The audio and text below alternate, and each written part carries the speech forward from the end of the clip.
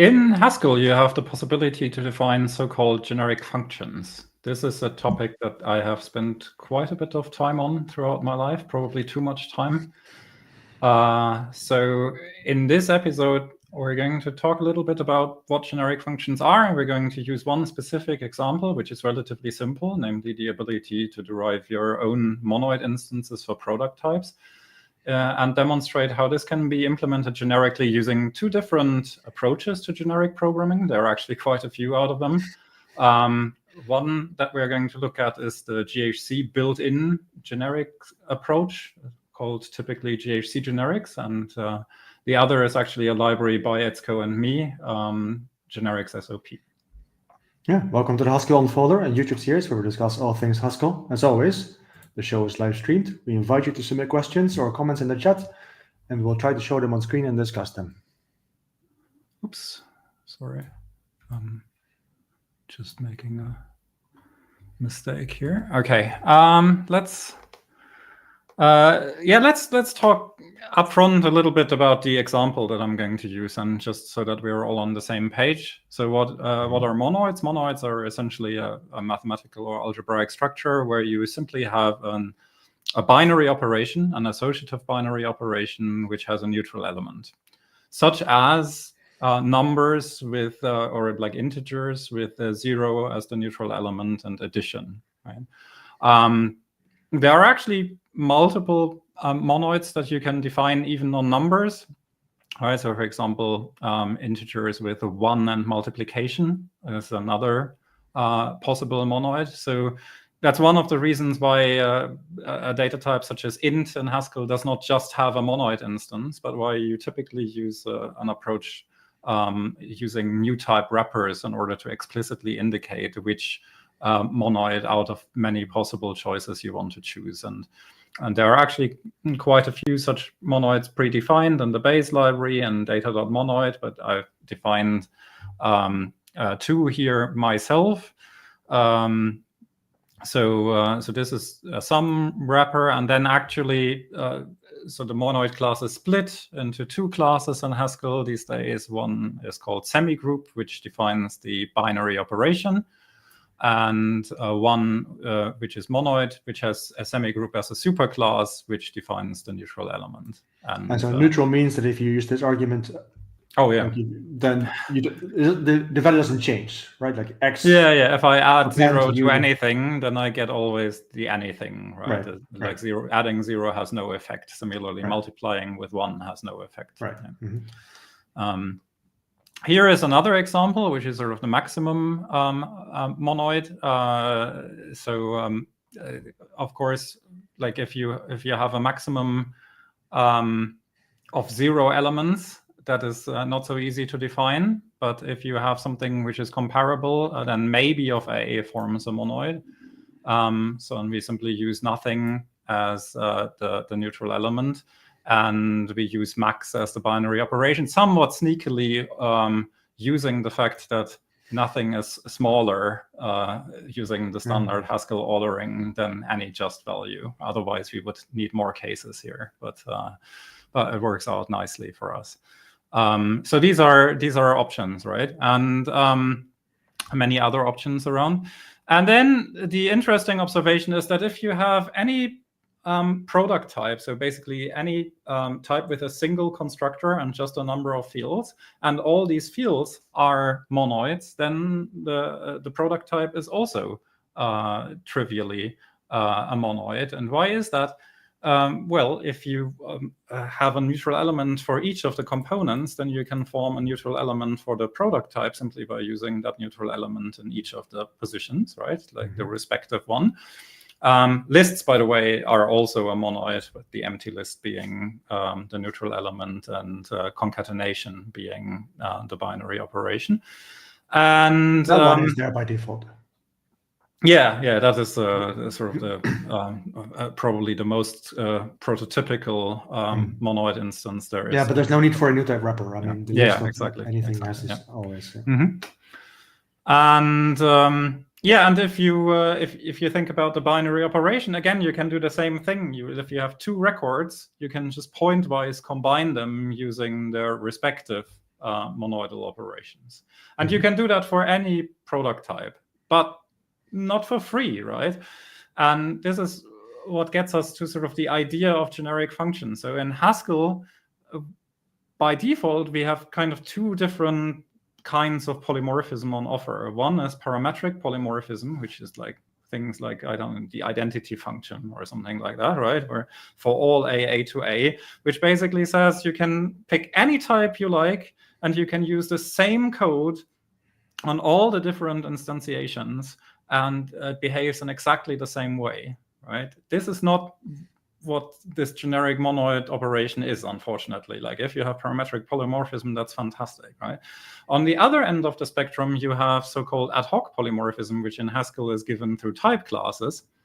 But the point is, like, yeah, there you can define a new instance for every data type, but there is nothing apart from convention, right, that dictates laws, I suppose. Laws, yeah, but I mean, again, the laws are sort of, right, I mean, they're part of the culture. They're not sort of enforced, yeah, there are certain aspects that can give you hints as to define instances, but in principle, you're completely free to define your implementation of every particular instance. And if you're, let's say, particularly evil as a programmer, you could try to have similar looking methods, like with similar looking types, but completely different behavior, right?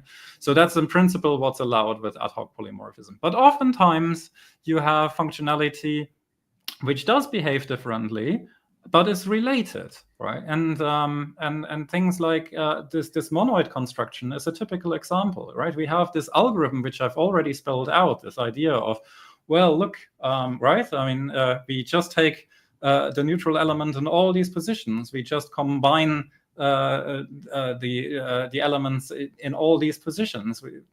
That's an algorithm, and it would be nice if we could somehow write this, right? We'd like to write one generic instance for product monoids at once. And there are several examples of this. I mean, like another classical example is equality, right? For equality, you have an algorithm such as two things of arbitrary, like of an arbitrary data type essentially are equal if they are constructed using the same constructor, and then if the arguments to that constructor are pointwise equal, right? Or like you have show generically, you can also say like, oh, well, for an arbitrary data type, essentially, the show implementation should reproduce the Haskell input syntax, more or less, right? And like use the name of the constructor and so on and so forth.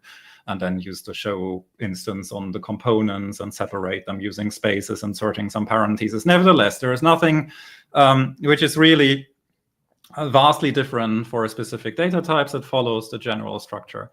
And the idea of generic programming is to somehow make it possible for us to define our own such functions in Haskell. And for that, the idea is that we somehow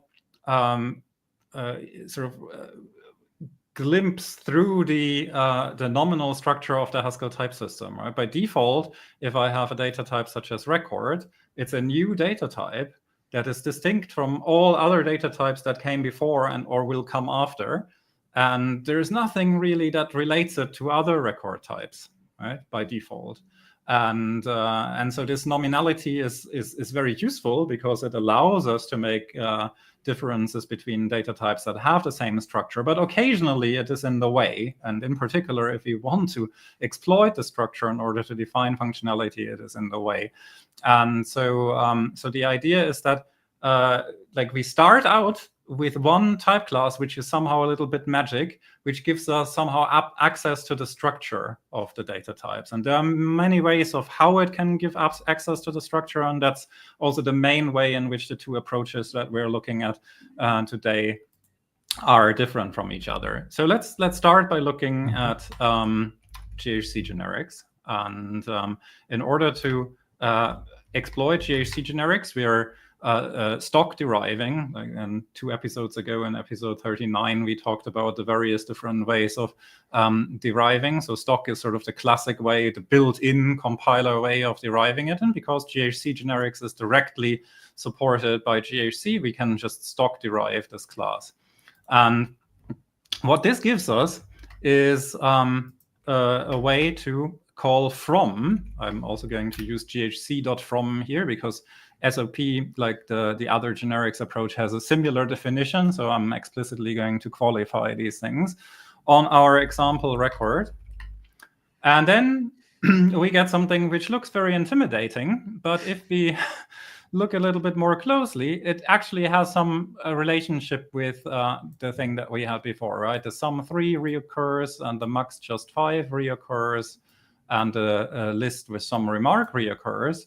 And then there is quite a bit of noise, but quite importantly, there are these pair constructors, effectively. This is some sort of pairing, which form like effectively a triple of things, which is the structure of this record, which has 3 components, right?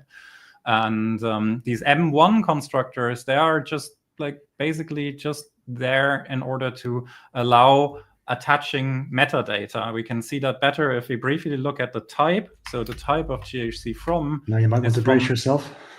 Is from A to a so-called rep of A, and if we rep is a kind family, is a type family, so we can like use the kind bang construct in GHCI, which is always a little bit weirdly named, in order to expand this family for the record type. And here I also have to say ghc.rep. And yeah, and then I have to zoom in. And this is like here you can see that like this is all just noise which has to do with the metadata. So you can get access to the data type name and the module this has been defined in, and even the package it has been defined in. And similarly, there is some information about the constructor names and so on. But in principle, there is the sum int, which is paired with a max int, which is paired with a list of strings, right? That is the essence of the structure. And that is also what we can use in order to now define a generic function on it. So let's do that. So the way that you're typically defining generic functions using GHC generics is you're defining a new class, which is supposed to be defined over these weird types like M1 and the star and these things that occur in the representations, right? And let's call this one Gmonoid. And this is defined over an R. And the kind of these representation types in GHC generics is actually star to star. So or type to type. I'm going to define a type synonym for this, just to make it clear that this is like we're not really caring what the kind is, but we're caring that this is sort of the kind of these representation types. And then we have a, let's call it GHC, because later on we'll define a similar thing for SOP generics. Let's call it a GHC MMT method, which produces an R of X. And actually, yeah, so because these are type to type, all of these get a parameter, but this parameter can be completely ignored. Just believe me, right? It's a weirdness of the approach. It has something to do with possibly also defining generic functions at higher kinds, and then this parameter becomes important. But for these simple examples, it can be completely ignored, and it's just there to confuse the programmers. I can say this because I'm partially responsible for it, right? So, and GHC append is, you're missing a space GHC M append is this, and I'm missing a space, yeah. Okay, so now the decisive instance probably the most important instance that we want to define is one for this pairing thing, right? And the idea is if we have a Gmonoid instance for R1, and if we have a Gmonoid instance for R2, then we can define a Gmonoid instance for R1 paired with R2. And how does that work? The GHC MMT has to produce a pair of two things, right? Something like this. And we can just use GHC MMT and GHC MMT in both the components. Yeah, so they're really just like this is, I mean, you could think of just as a pair, right? Just bracket GMT, comma, GMT, bracket. Yeah. Right? Just it's very, very similar to like a standard pair. And here, well, we get 2 pairs as input. So we get something like x1, y1, and x2, y2. And we produce a new pair. And again, we're using GHC-mappend on both the components to combine x1 and x2 and to combine y1 and y2. And yeah, so this is it. This is not everything. We will need to do more, but like this is the way that it in principle works, right? And then in order to actually complete the definition, right, in order to actually make our record type an instance of the monoid class, we somehow have to establish that things that are instances of the generic class can, under certain circumstances, be made an instance of the monoid class, right? And for that, we define some sort of wrapper around these methods, GHC-MMT, which actually says, well, if I have a GHC generic instance for A and a G-monoid instance for the representation type of A, that's this weird thing that we have seen down here, right? Then, actually, I can also make this full screen again for the time being. Then we can define something of type A. And this from and to, like we have seen the from conversion that can go from like the example record to the representation. There is also a to conversion function in the generic class that can go the other way around. So here we can basically use that by calling GHC-MMT and then calling the to function in order to turn that back into a normal Haskell value. And similarly for mappend, with the same constraints. So we have a generic A G monoid of GHC rep of A, but here it's A to A to A. And here we have to do a little bit more converting because the result, again, has to be transformed in the end using 2. And then we call the GHC-mappend, and then we have 2 arguments, x1 and x2. And the arguments have to be converted from being of type A to type rep of A, effectively, so that they are in this world where this G monoid class operates, right? So here I have to call GHC from on x1 and GHC from on x2. And then we can actually define instances for semigroup and monoid. And like, I mean, here we still have to do this by hand. So we have to say something like instance semigroup of record where this thing here is this diamond operator is just GHC-mappend prime. And this produces an error, which is intended, but let me just complete this for a moment. Monoid record where MMT is GHC-MMT prime. So these, like this can also be done like even more nicely using, for example, deriving via, which we also have episodes on, or perhaps we have a little bit of time left at the end and I can show this. But for the time being, the most important thing is you no longer have to think here, right? This is a simple mapping to the generic methods that we have defined. But unfortunately, it does not yet work because we get a complaint that there is no instance for G monoid of D1. Right, like if we briefly look at what is D1, if we like look back at our weird type. So if I ask here what is D1, I actually get D1 as a type synonym for M1D, and you see these are all these metadata things. So we need to define an instance for this as well. Fortunately, only one instance of this sort, which is a bit of noise, but. So we want to define a G-monoid instance for M1, which basically just passes everything through. M1 gets a number of arguments. This first argument is some sort of tag, which indicates what kind of metadata it is for, which we don't care about. Then the next stuff is the actual metadata. So let's call that meta.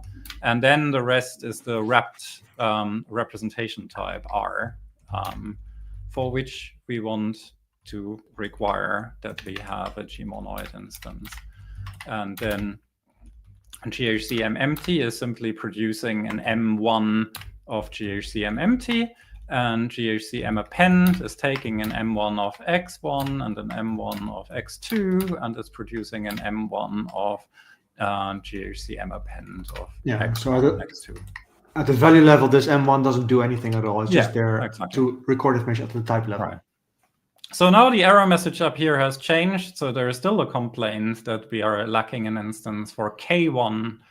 K1 is the thing that the actual leaves, in a way, are wrapped in. So we need this one as well. Again, this is mostly noise, but it has this one has an important effect because it embeds other types, right?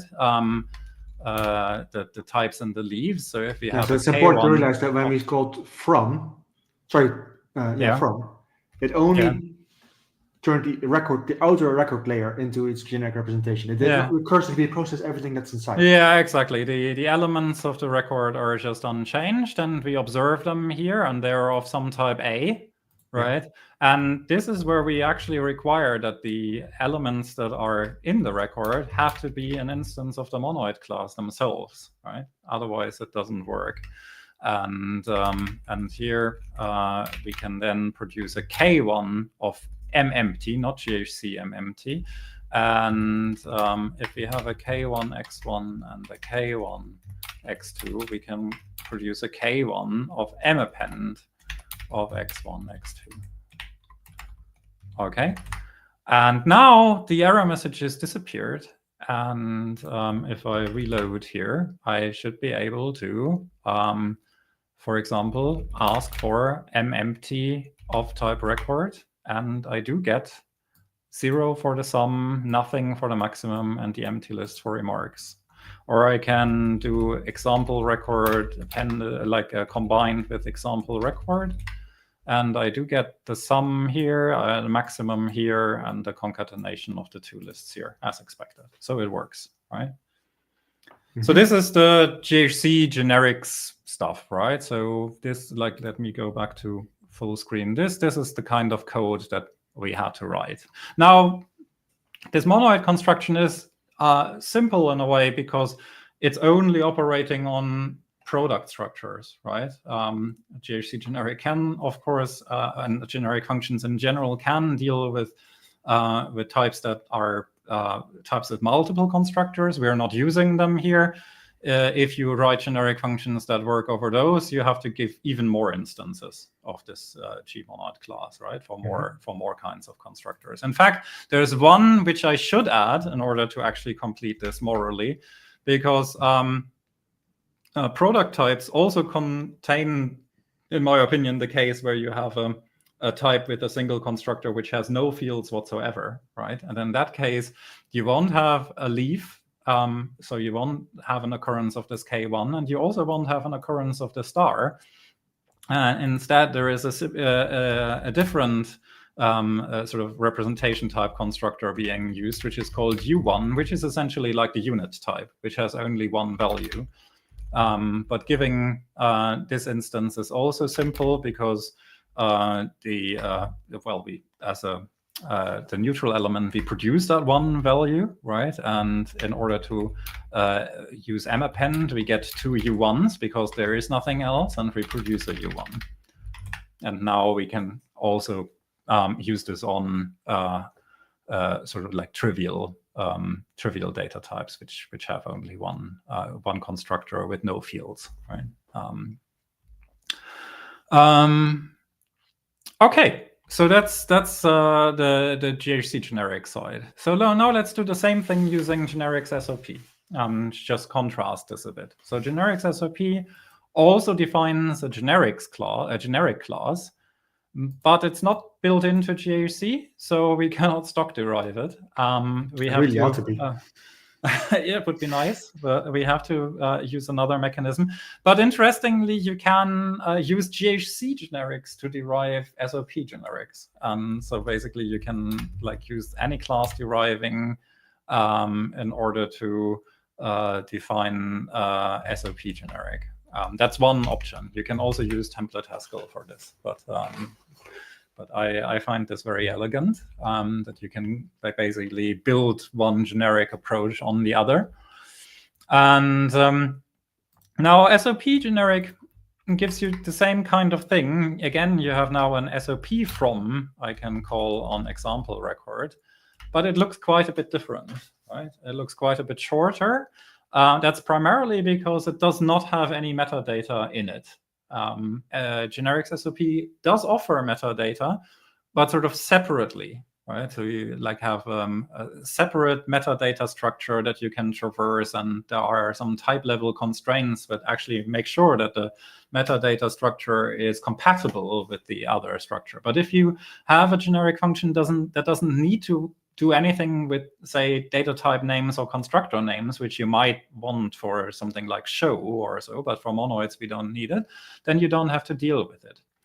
And in fact, you can, in generics SOP, you can even go one step further, because in this representation, you have the sum and the product structure. So basically, the product structure is this thing that you see here, which is like a heterogeneous list. So we have like a list of 3 elements, but the 3 elements are all of different types, and each element is wrapped in such an I. And then you have this... One thing that's maybe just worth pointing out, that this star looks similar to the star that we saw for GHE generics, but it's different, right? In GHE generics, it was a binary product, just a pair. This is a list. This is more like a cons operator. More like a cons, exactly. Than a pair, Yeah, also syntactically, it lacks the right colon too. Like, I don't know, in a way to make it more obvious that it's an asymmetric operator, right? Whereas the other one was sort of truly symmetric. And here, this Z here is is sort of basically an indicator that we are using the first and only constructor, right? So this is reflecting the sum structure. And you would have a different application structure here if you had a data type with multiple elements. And this SOP is just a wrapper around it. And there's also a thing which is like the representation type. So we can look at this again as well. So we can look at the SOP representation type for record. And you can see this is a sum of products where each element is wrapped in an identity. And then it's indexed by a type level list of lists. And the type level list of lists reflects the structure of the data type. The outer list has just one inner list because we have just a single constructor. And the inner list has 3 elements corresponding to the types of that constructor.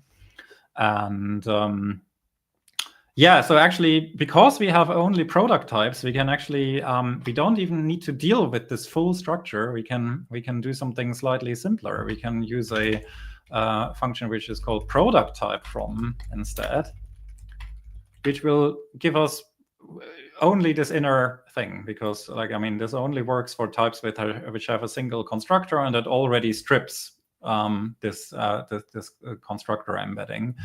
And then also the sort of corresponding representation type is called product code. And it is no longer this, basically it's an NP of I, like an n-array product which just has a single layer list. So let's try to work with this. So basically, we need to write something like SOP empty again. And here we want to say SOP, and rather I could say SOP generic, but it would I can also really just require that it is a product type directly. And this is actually a type class which gives me 2 arguments. And type classes are a bit like relations. So the access is more like an output parameter. So the access is bound to the to this type level list effectively.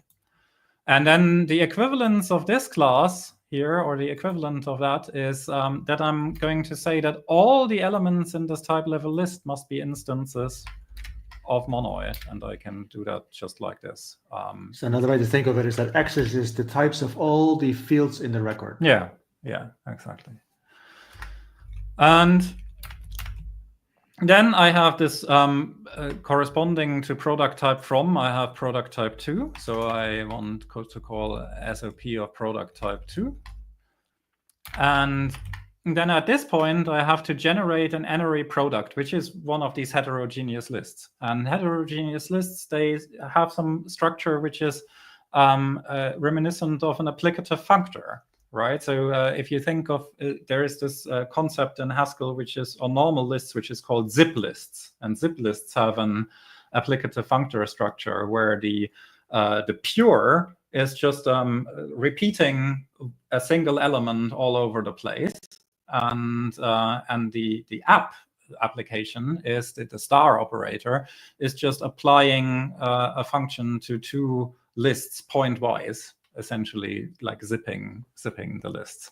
And yeah, similarly, these heterogeneous lists have this as well, only with slightly more complicated types. And here we are using a variant which is called HC pure, H for heterogeneous, C for constrained. And constrained because we have to pass through this monoid constraint for all the elements. And we actually have to do this explicitly by telling which class we want to distribute over all the elements. And then we need to say what we want to replicate effectively for the entire vector or an entire heterogeneous list. And this has to be wrapped in one of these identity constructors. And at this point, I need to produce an A1, which is a type that I don't know because it's a heterogeneous list. So it has to be instantiated to multiple different things. But if you look closely at this lengthy error message, you'll actually find that it contains useful information here in the form of constraints include monoid of A1. So I do have available that whatever this type is, even though I don't know the type, it does have a monoid instance, which is what we wanted, right? That's one of the requirements we have made. So I can actually just say empty here. And this is the complete definition of SOP empty in generics-sop, right? We don't need anything else. And then the same thing for mappend is working very similarly. So I have the same constraint up here. And then A to A to A. And I have to do the same kind of structure here. So I get two arguments. I have to do a product type 2 on the outside. Then I have to do something interesting. And initially, I have to do a product type from on x1 and the product type from on x2. And so now what is the thing that I need to do here? All right, let's perhaps rearrange this slightly to make it. Okay. Here I need to go from combine two n-array products, like two heterogeneous lists into one, right? And for this I want to zip them, as I said, effectively. And again, there is a combinator for this available in generics-sop, which is called HC zip width. Again, heterogeneous constraint zip width. And again, we're passing a class constraint that we are distributing.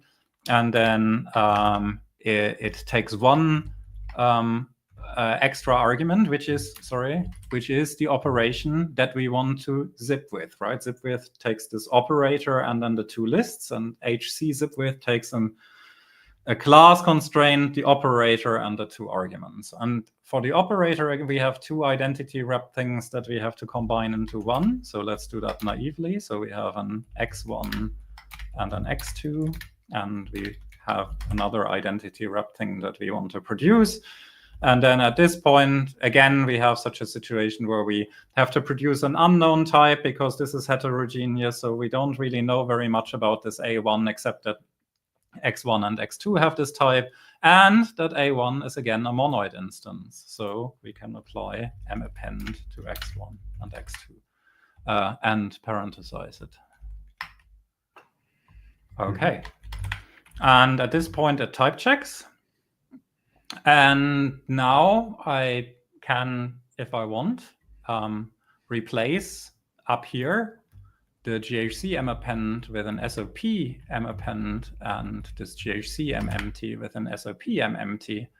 And I can try this out again. I reload and I ask for empty of record again, and I get the same empty record as before. And if I do example record combined with example record, I get the same result as before. Nice.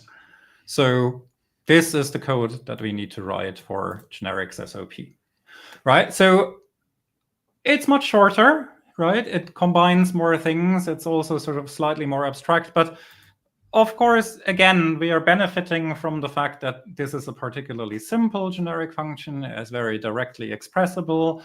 We only need to deal with the product type structure. We don't actually need to deal with the sum structure. So there are certainly some complexities hidden in this as well. But overall, I think, yeah, I mean, that's one of the reasons why we developed generics-sop. I think sort of this style is more high level. It feels more high level. It's slightly more concise. It's a bit nicer. On the other hand, all generic programming has runtime overhead at the moment. That is the sad reality of it. There is still there's long-term ongoing work of making that better, but I think the sad reality is all generic programming has runtime overhead. SOP generics has more runtime overhead than GHC generics. So yeah, in particular, there's a question about that, which we could briefly discuss. Maybe is the SOP-based instance round-tripping through both the SOP representation and the GHC generics representation? In principle, yes. I mean, if you define the SOP generic instance like this, like I did, using this any class deriving rather than template Haskell, then yes, then at first it is round tripping through both representations. There's a little bit that the optimizer can do there, right? But in principle, there is this overhead, right? It's not I think actually probably the optimizer is better in optimizing the round tripping through the other generic representation than it is at optimizing the generic function itself. But yeah, but conceptually it is round tripping through both. If you define the SOP generic instance using template Haskell, then you inherit a dependency on template Haskell, which has its own disadvantages, but the code for it is better. Is more direct. It's not going through the GHC generics representation. Yeah. There's a related comment from Magnus. He says, I dislike deriving multiple generics. I use gfrom and g2 where possible. So I guess his point is that if you, in your definition of the SOP mappend, if you use gfrom and g2, I mean, we can't really do it property types, but then you would not need the SOP generics instance at all. It would suffice to give a GHC generics instance. Yeah, so there is an actually it's probably not in the main it's in GGP. GGP, yeah. So there is gfrom, but I mean it has the GHC generic constraint. So you're not actually deriving the other instance, but it is using exactly the code. But you avoid requiring people to additionally derive SOP generics. Yeah, that's true. So there's some benefit, I suppose. That's true. Yeah. But at the same time, you're kind of forcing them to go through this GHC generics representation because they can no longer use the template Haskell derived one if you're explicitly calling gfrom. So there is always a trade-off. Yeah. And finally, I noticed Iceland Jack is here, so maybe given that he's here, perhaps we should show the generic. Yeah. So I mean, thanks to deriving via and thanks to in large parts Iceland Jack, we don't have to do something like this, right? We can tie this to a new type, such the classic name for this new type is generically. Define this generic instance for the new type and then use deriving via. And I'm not going to show this now for the code that I have written, but these days, I think we looked it up since GHC 9.4. I think generically is in base. And so you can actually do this generic monoid derivation without writing any code. If this is the use case you want. You can just derive GHC generic, and then you can derive semigroup and monoid via generically record. And I think, now I'm getting an error that I have duplicate instance declarations. So I have to remove my own previously defined ones. And again, so this is using GHC generics because it's defined this way in base, but it's not using the code that I've just written. It's using the generic code that is in base, but this version also works. So again, we can try this. It has the same effect. And the point is, you can, for your own generic functions, you can do the same thing, like with like just a little bit of extra work. You can make them accessible in such a nice way using deriving via with generically. There are 2 more questions. Do you want to take them? Yeah, I think questions are important. I agree. Yeah, so if someone is already comfortable with GHG generics, when should they reach for SOP generics? That's a good point. I mean, so I'm comfortable, I would say, with GHC generics. I have written it myself. Nevertheless, I'm basically mostly using SOP generics these days. Why is that? So I think I find it easier to think about sort of the structure of the data types if the sum and the product structure are more clearly separated from each other, right? If you, like this is also a contrived example, but if you simply want to, for example, count the constructors, or sorry, no, not count the constructors is another example, but I meant count the fields of a record or something like that. With the GHC generics representation, you have this huge tree which contains the metadata, contains the sums, it contains the product. So you have to carefully navigate in order to actually get at that information and in order to make sure that you're doing the right thing. And you have to know something about how the structure is being generated. And you have to not just know it intuitively, you also have to actively remember that. Whereas in something like SOP generics, you simply have this heterogeneous list and it has a length, right? And there are these kinds of operations where you want to perhaps do something specific with the second field of a constructor or something like that, which is all very simple because you just have this list structure and you can navigate to it. If you want to navigate to it in the sort of GHC generics representation, is much more complicated. So there are certainly things which are easier to do. And otherwise, I just think it's more high level. It feels more modular. It feels like I have an easier time of reusing code, but it is eventually a matter of personal taste. And you can do everything using GHC generics. And if you can, then that's perfectly fine. Like if you feel comfortable with it, if you don't see anything lacking, then stick with it. It's great. Yeah, I feel like with GHG generics, you end up having to work around the encoding somehow. And with SOP generics, you can more directly express what you're doing. I guess that's how I... Yeah, but you also end up with like shorter code. But there's a bit of a learning curve to it. Yeah. I would say that it's more abstract, so that takes a bit of thinking. Maybe one final question. This is, I don't know, slightly off topic. Maybe I don't know. But a while back, I looked into generics in Haskell, and I noticed that there were 2 methods, data and generics, where the cost benefit was runtime overhead versus long compile time. I assume there's also a data version.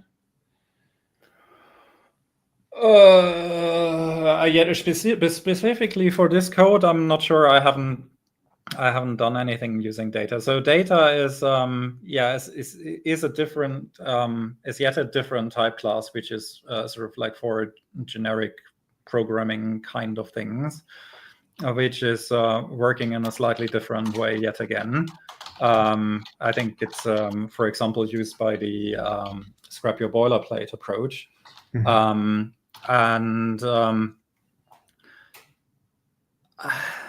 I think the trade-off that you're describing in the question is intuitively coming from the observation that scrap your boilerplate and data is working more with typable internally. So there is some runtime type information carried around, and there are runtime typecasts which potentially lead to sort of more overhead at runtime. Whereas GHC generics does everything sort of on the type level.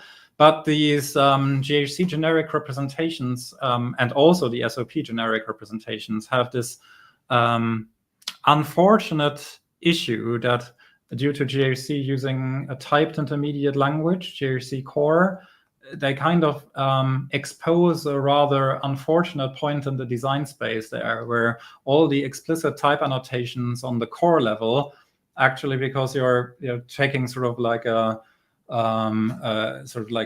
single record field and exposing that as a sort of chained list, or even as a binary product, the repeated type annotations there, they add up. And that leads to long compile times and actually quadratic core size. So you get, for very large data types in particular, if you're representing them generically, you get relatively large intermediate code and long compile times. And I think that is probably the trade-off that you're mentioning, with long compile times versus long runtime. But I think in fact, there's another package for this kind of thing, which is called large generics. Yeah, there's some workarounds there as well. But I think the sad truth is there are some overheads involved at every point. You have to make decisions. Like, it's always about trade-offs. There's no single silver bullet which is great on all dimensions. So all generic approaches, they save you work, right? But they come at a price, and you should probably use them for a code that is not too performance critical. In general, I think the runtime overhead for most data types, the compile time overhead for most data types is actually fine. It is really an issue if you have like record types with 100 or 200 fields, then it really starts to bite you. The runtime overhead, it really depends on your applications, right? If you have extremely performance critical code, it may be worth to just write an instance by hand. But most code is actually not that performance critical. And most of the time, you can also certainly start by generically deriving your instances. And then if you identify it as a bottleneck, you can still switch to a different approach. Yeah. Yeah. Okay. Let's leave it there. Okay. So thanks everybody for watching this episode of the Haskell Unfolder. If you enjoyed it, please like and subscribe, and feel free to leave any comments below. We'll leave the chat open for a couple of more minutes in case anyone wants to ask questions, and otherwise just leave it in the comments below the video, and we'd always try to get back to you. So hope to see you all in, I think, 2 weeks, but we haven't decided yet, but probably 2 weeks. Thereabouts anyway. Okay. Thanks.